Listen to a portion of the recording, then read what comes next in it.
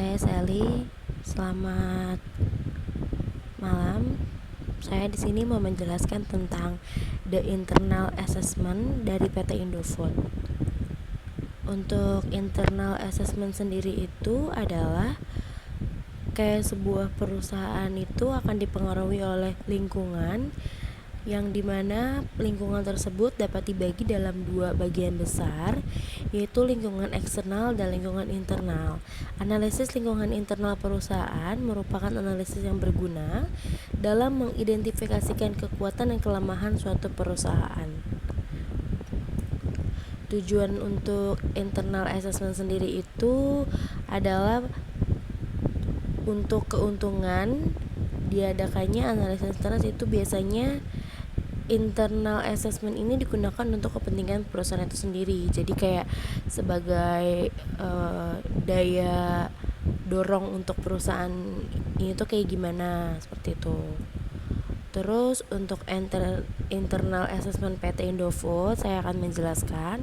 Yang pertama di sini ada konsumen, selanjutnya ada pesaing, ada pemasok, pemasaran, channel distribution, dan sumber daya manusia. Seperti itu, satu-satu ya. Jadi untuk konsumen sendiri, yang pertama, konsumen Indofood tidak hanya di Indonesia saja, tetapi berada di beberapa negara lain. Contoh salah satunya itu Australia. Jadi untuk PT Indofood sendiri ini mengeluarkan produk mie instan namanya Indomie, dan untuk Indomie ini itu dia sudah tersebar luas. Salah satunya sudah menjadi makanan yang favorit di negara asing, yaitu Australia, karena karena untuk Indomie sendiri ini harganya terjangkau dan mudah disajikan untuk pekerja-pekerja karyawan di Australia yang jadwal pekerjanya cukup padat. Selanjutnya, nomor 2 itu pesaing. Salah satu kompetitor Indomie adalah mie sedap dari PT Wings Food. Mie sedap masuk ke pasar dengan harga yang lebih murah daripada Indomie, sehingga konsumen yang terpengaruh sama harganya akan berpindah ke mie sedap. Karena itu harga yang lebih murah yang diberikan oleh mie sedap dibanding dengan Indomie. Selain mie sedap, pesaing Indomie di Australia itu ada pasta. Tetapi tetap saja nih Indomie menjadi salah satu produk unggul di Australia karena ciri khas rasanya dan harganya yang murah. Di sana itu $1 kita bisa mendapatkan 3 bungkus Indomie. Seperti itu. Jadi Indomie dibanding dengan pasta yang di luar sana, dia itu masih kalah tingkat. Maksudnya Indomie itu masih unggul dibanding pasta dan mie sedap. Seperti itu. Untuk selanjutnya ada pemasaran. Di sini metode yang digunakan untuk oleh Indofood ya untuk memasarkan produk-produknya itu melalui iklan ya, media elektronik dan cetak. Terus mensponsori berbagai acara serta instalasi iklan billboard secara luas. Indomie sangat terkenal dengan tagline-nya itu yang Indomie seleraku. Jadi itu tuh kalau udah ditanya mau makan apa, Indomie gitu. Karena ya udah tagline-nya tuh akan ada di benak gitu. Jadi ya udah Indomie aja, seperti itu. Terus untuk pemasoknya, grup Indofood merupakan perusahaan total food solution dengan kegiatan yang mencangkup seluruh tahapan proses produksi makanan, mulai dari produksi dan pengolahan bahan baku hingga menjadi produk akhir yang tersedia di pasar. Grup Indofood didukung oleh sistem distribusi yang ekstensi sehingga produknya terkenal di seluruh Nusantara.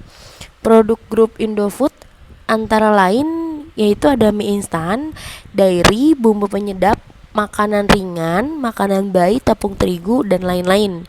Merek Indofood Group merupakan merek terkemuka di pasar domestik, terkenal dan dikenal konsumen sebagai produk berkualitas dengan harga terjangkau dan tersedia di berbagai pelosok Indonesia. Seperti itu. Terus untuk channel distributionnya ini ada setiap perusahaan barang dan jasa tidak akan lepas dari masalah penyaluran barang yang dihasilkan oleh barang yang akan dijual ke konsumen. Semakin perusahaan harus segera mengadakan penelitian terhadap pasarnya. Penelitian tersebut untuk mengetahui kebutuhan serta selera konsumen dan jika mungkin stimulisir permintaan serta menciptakan langganan. Ada beberapa alternatif yang mungkin akan dipilih penjual dalam mendistribusikan kepada konsumen, yaitu yang pertama ada manufaktur langsung ke konsumen, ada juga manufaktur pedagang eceran langsung konsumen, terus ada manufaktur pedagang besar, pedagang eceran dan konsumen. Terus selanjutnya yang terakhir ada manufaktur agen pedagang besar, pedagang eceran dan konsumen. Jadi salah satu contohnya kalau gampangnya manufaktur itu kan dari pusatnya ya, dari produksinya langsung gitu, dari kantor pusatnya langsung, terus maksudnya dijual ke agent itu kayak salah satu distribusi, maksudnya kayak penyediaannya, terus dibelilah sama pedagang besar tuh kayak toko-toko kelontong, toko-toko supermarket, Indomaret seperti itu. Nah lanjut lagi ke pedagang eceran itu kayak pedagang-pedagang kelontong baru ke konsumen. Seperti itu kurang lebihnya. Selanjutnya ada sumber daya manusia dengan total tenaga kerja yang sekitar 62.000. Indofood percaya bahwa karyawan adalah salah satu kelompok paling penting dari stakeholder dan unsur paling penting dalam keberhasilan.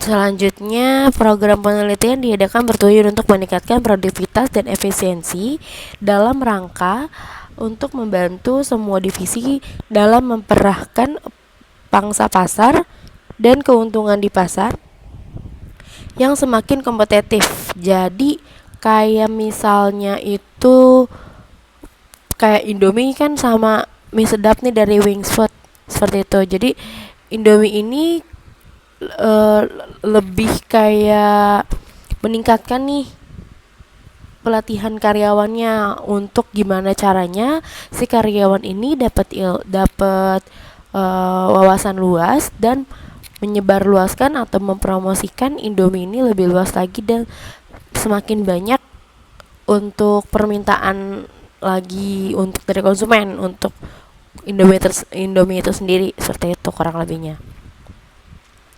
Selanjutnya di sini ada table matrix. Selanjutnya di sini ada contoh table matrixnya. Yang di sini bisa dilihat kayak pertama dari di sini ada contoh table matrixnya.